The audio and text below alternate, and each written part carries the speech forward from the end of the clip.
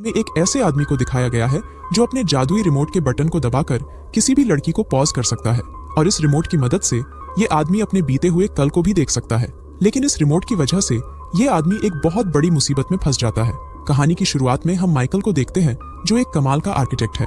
Michael अपनी बीवी डोना और 2 बच्चों के साथ रहता है। माइकल के बच्चे इसको टीवी चालू करने के लिए बोलते हैं, लेकिन हर चीज के लिए एक अलग रिमोट था, जिस वजह से माइकल को हर बार प्रॉब्लम होती थी। इसके बाद माइकल रेडी होकर अपने ऑफिस आता है और अपने बॉस एमर से मिलता है। यहाँ पर प्रिंस हबीबू अपने प्रोजेक्ट की डिजाइन को देखने आया था जो माइकल ने बनाई थी, लेकिन हबीबू को ये डिजाइन बिल्कुल भी पसंद नहीं आती है।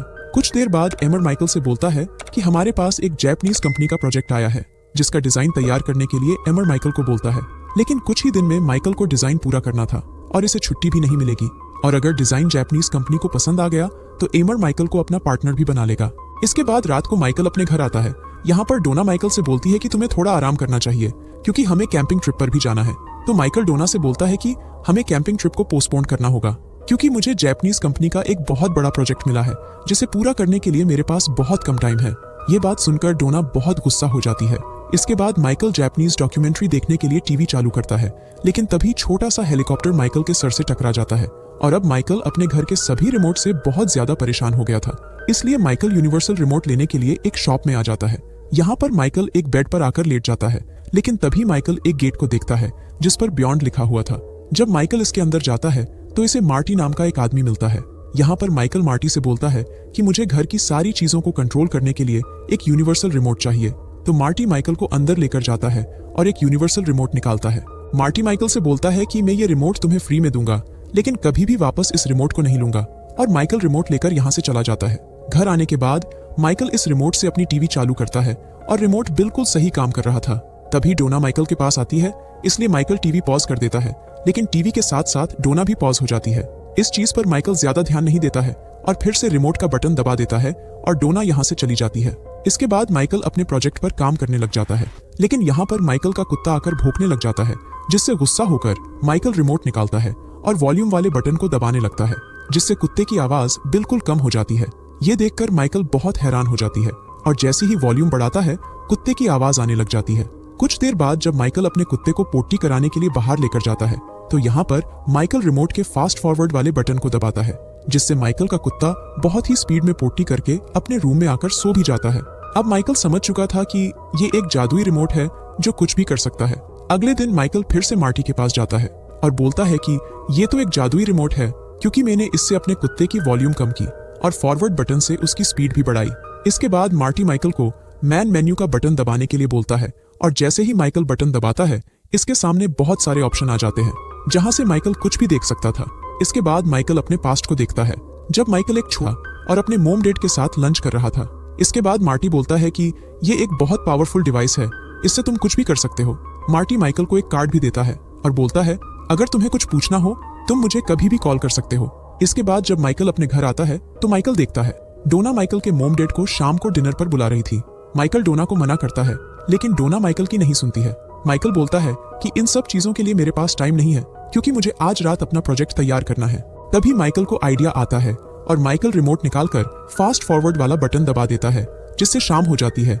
और जब ये सभी डिनर कर रहे थे तब माइकल फिर से फास्ट फॉरवर्ड बटन को दबा देता है और सभी का डिनर भी खत्म हो जाता है और माइकल शांति से अपने प्रोजेक्ट को पूरा कर लेता है। इसके बाद रात को जब ये दोनों सो रहे थे तब डोना माइकल से बोलती है कि तुम अब सो जाओ क्योंकि तुमने कहा था कि कल हमें लंच करके डैड को बर्थडे गिफ्ट देना है।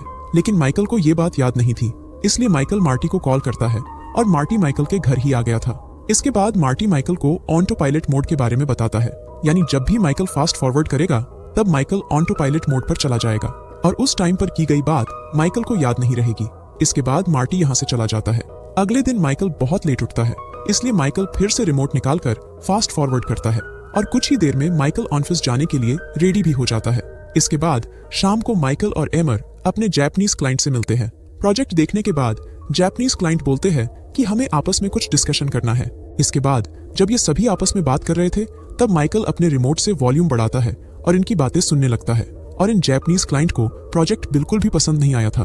कुछ देर बाद माइकल इनसे बोलता है कि मुझे पता है ये प्रोजेक्ट आपके लिए बिल्कुल नहीं है क्योंकि आप सभी पैसे कमाने के लिए बैठे हैं, इसलिए मैं आपकी रिक्वायरमेंट के हिसाब से एक नया प्रोजेक्ट बनाऊंगा ये बात सुनकर सभी खुश हो जाते हैं और अपना प्रोजेक्ट माइकल की कंपनी को ही देते हैं। अगले दिन जब माइकल ऑफिस जाकर अपने बॉस एमर से मिलता है तो एमर बोलता है कि जल्दी से जापानीज क्लाइंट का प्रोजेक्ट पूरा करो, उसके बाद तुम मेरे पार्टनर बन जाओगे और तुम्हें प्रमोशन भी मिल जाएगा। माइकल को लग रहा था कि शायद हम दोनों पार्टनर हैं और माइकल ने अपनी जेब से पैसे भी खर्च कर दिए थे, जिस वजह से माइकल को गुस्सा आता है और माइकल एमर को पॉज करके 2-3 थप्पड़ मार देता है और यहाँ से चला जाता है। इसके बाद घर आकर माइकल अपने प्रोजेक्ट को पूरा करने में लग जाता है। तभी माइकल के बच्चे कुछ प्रोजेक्ट बनाकर लाते हैं, लेकिन माइकल इन दोनों को डांट कर यहाँ से भगा देता है, क्योंकि माइकल को गुस्सा आ रहा था कि एमर ने इसे अपना पार्टनर नहीं बनाया। कुछ देर बाद माइकल अपने रिमोट को देखता है और रिमोट उठाकर फास्ट फॉरवर्ड करके प्रमोशन तक पहुंच जाता है। यहाँ पर माइकल अपने बॉस और कुछ एम्प्लॉय को देखता है और अब माइकल एमर का पार्टनर बन चुका था और इसे प्रमोशन भी मिल गया था। यहाँ पर माइकल को पता चलता है कि प्रमोशन देने में एमर ने 1 साल लगा दिया था और इस बीते हुए 1 साल में माइकल ने जो कुछ भी किया था उसे कुछ भी याद नहीं था। इसके बाद जब माइकल घर आता है तो डोना बोलती है, तुम्हें मेरी फिक्र ही नहीं है क्योंकि तुम सारा टाइम अपने काम को देते हो और घर पर रहते हो तो हर टाइम मुझे घूरते रहते हो। तो माइकल बोलता है, मैं ऑटो पायलट पर था। और तभी माइकल देखता है कि ऑटोमेटिक फास्ट फॉरवर्ड हो जाता है और रात हो जाती है। ये देखकर माइकल बहुत घबरा जाता है क्योंकि इस बार उसने खुद से फास्ट फॉरवर्ड नहीं किया था। इसके बाद माइकल मार्टी को कॉल करता है और पहले की ही तरह मार्टी माइकल के घर आ गया था। इसके बाद माइकल मार्टी से बोलता है कि ये रिमोट खराब हो गया है क्योंकि ये अपने आप ही फास्ट फॉरवर्ड कर रहा है। तो मार्टी बोलता है, ये खराब नहीं हुआ है, ये इस रिमोट का एक खास फीचर है। जो चीजें तुमने साल भर में फास्ट फॉरवर्ड की है वो ऑटोमेटिक अब फास्ट फॉरवर्ड होगी। यानी ऑफिस का कोई काम नहीं, घपाघप नहीं, ना किसी तरह की कोई बीमारी और ना ही डोना से कोई लड़ाई। ये बात सुनकर माइकल बहुत घबरा जाता है और रिमोट मार्टी को देकर बोलता है, मुझे ये रिमोट नहीं चाहिए। लेकिन रिमोट अपने आप ही माइकल के हाथ में आ गया था। यानी अब माइकल कितनी भी कोशिश कर ले, ये रिमोट माइकल के पास ही रहेगा। अगले दिन माइकल बिना नहाए ही ऑफिस आ जाता है ताकि फास्ट फॉरवर्ड ना हो। ऑफिस में जब एमर माइकल को इस हालत में देखता है तो उसे ठीक नहीं लगता है, लेकिन एमर माइकल के काम से खुश था, इसलिए एमर माइकल को कुछ नहीं बोलता है। इसके बाद एमर माइकल से बोलता है कि तुम जल्द ही इस कंपनी के सीईओ बन जाओगे और तभी फिर से फास्ट फॉरवर्ड हो जाता है और माइकल कंपनी का सीईओ बन जाता है। अब 10 साल बीत चुके थे और माइकल बहुत ही ज्यादा मोटा भी हो चुका था। इसके बाद जब माइकल अपने घर आता है तो देखता है कि इसके दोनों बच्चे भी बहुत ज्यादा बड़े हो गए थे। कुछ देर बाद माइकल अपनी बीवी डोना को किसी और आदमी के साथ देखता है, जिस वजह से इन दोनों की लड़ाई होने लग जाती है, लेकिन माइकल इन दोनों को पॉज कर देता है। इसके बाद माइकल मार्टी को देखता है और मार्टी से बोलता है कि मैं फास्ट फॉरवर्ड नहीं करना चाहता था। तो मार्टी बोलता है कि ये जिंदगी तुमने खुद ने चुनी है, क्योंकि जब भी तुम्हें परिवार और काम को चुनना होता था तुम अक्सर अपने काम को चुनते थे। इसके बाद माइकल डोना को अनफ्रीज करता है तो डोना माइकल से लड़ाई करने लग जाती है और अपने कुत्ते की वजह से माइकल नीचे गिरकर बेहोश हो जाता है और तभी फिर से फास्ट फॉरवर्ड हो जाता है। इसके बाद जब माइकल को होश आता है तो माइकल डोना को देखता है और अब माइकल पहले की तरह पतला हो गया था। यहाँ पर माइकल को लग रहा था कि उसने कोई बुरा सपना देखा है। इसके बाद डोना माइकल को बताती है कि तुम्हें पहले कैंसर था और कीमो की वजह से तुम्हारा वजन बढ़ा और तुम्हें हार्ट अटैक आया। वैसे 6 साल पहले तुम्हारे सर में चोट लगने की वजह से तुम बीमार भी रहने लगे थे। अब माइकल समझ चुका था कि उसकी बीमारी भी फास्ट फॉरवर्ड हो गई थी और 6 साल बीत गए थे। डोना माइकल से बोलती है कि अब बिल मेरा पति और तुम्हें ये एक्सेप्ट करना होगा और डोना यहाँ से चली जाती है। इसके बाद शाम को माइकल ऑफिस में अपने बेटे बेंजामिन से मिलता है और अब बेंजामिन भी पतला हो गया था। यहाँ पर बेंजामिन माइकल को बताता है कि दादाजी गुजर चुके हैं और उन्हें गुजरे कई साल हो गए हैं। ये बात सुनकर माइकल को बहुत बुरा लगता है क्योंकि इसे कुछ नहीं मालूम था ये कब हुआ। इसके बाद माइकल अपने डेड की कब्र पर आ जाता है और पास्ट देखने की कोशिश करता है। तभी मार्टी माइकल से बोलता है कि तुम अपना पास्ट नहीं देख सकते हो क्योंकि तुम यहाँ पर नहीं थे।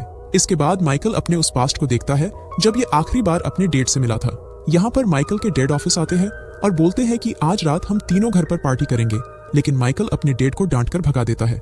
ये देखकर माइकल को अपने आप पर बहुत गुस्सा आता है और बुरा भी लगता है। इसके बाद माइकल एक अच्छी जगह पर जाना चाहता था और फास्ट फॉरवर्ड कर देता है और माइकल एक शादी में पहुंच जाता है।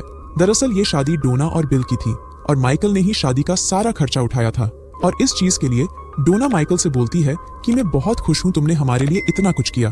तभी अचानक से माइकल बेहोश हो जाता है। कुछ देर बाद जब माइकल की आंख खुलती है तो माइकल अपने सामने मार्टी को देखता है और मार्टी बोलता है कि तुमने अपनी जिंदगी फास्ट फॉरवर्ड में जी है और तुम्हें ऐसे ही जिंदगी चाहिए थी।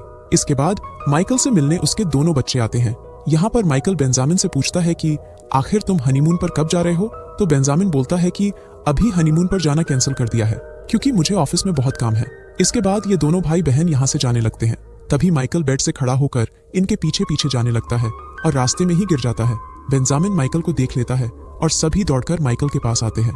माइकल बेंजामिन से बोलता है कि सबसे अहम अपना परिवार होता है, ऑफिस का काम बाद में भी होता रहेगा, इसलिए तुम अपनी बीवी के साथ हनीमून पर जाना। और माइकल की ये बात सुनकर सभी की आंखों में आंसू आ जाते हैं और तभी माइकल की मौत हो जाती है। इसके बाद यहाँ से शिन शिफ्ट होता है और हम माइकल को देखते हैं जो उसी शॉप के एक बेड पर सोया हुआ था जहाँ पर माइकल यूनिवर्सल रिमोट लेने आया था। इसके बाद जब माइकल की आंख खुलती है तो माइकल बहुत ज्यादा ही खुश हो जाता है क्योंकि अब तक जो कुछ भी हुआ था वो सब एक सपना था। इसके बाद माइकल सबसे पहले अपने डेट के घर जाता है और उनसे मिलकर माइकल बहुत खुश था और उनको डिनर के लिए भी इनवाइट करता है। इसके बाद माइकल अपने घर आता है और अपने बीवी और बच्चों से मिलता है और अपने दोनों बच्चों से बोलता है कि हम कल सुबह कैंपिंग पर जाएंगे। और अब माइकल से डोना भी बहुत खुश थी।